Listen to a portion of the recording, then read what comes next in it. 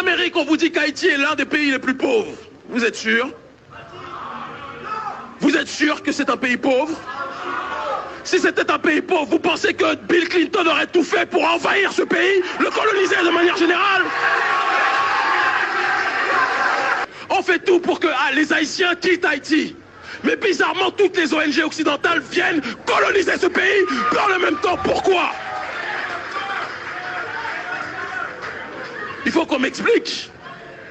C'est comme si quelqu'un vient me dire, s'il vous plaît, c'est comme si quelqu'un vient me dire, il n'y a rien dans ta maison va brûler, il faut que tu partes loin de ta maison. Et la même personne qui vous dit, il faut que vous partiez de cette maison, lorsque vous partez, il prend toutes ses valises et il vient s'installer chez vous. C'est peut-être que la maison n'était pas si mauvaise que ça. Haïti est un enjeu géostratégique majeur.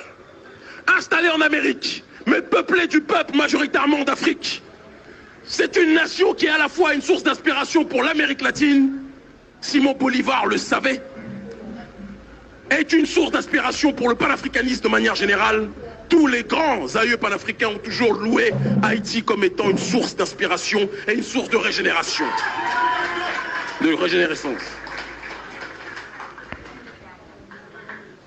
Ce pays n'est pas maintenu dans le chaos par hasard.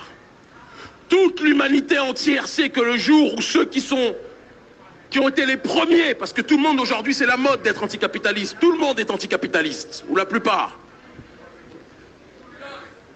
La plupart. Qu'est-ce qu'il a dit? Des bolos, c'est le cas de le dire. Des bolos.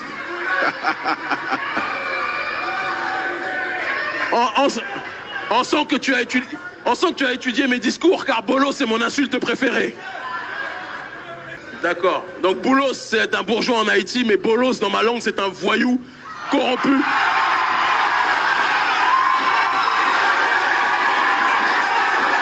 Et donc...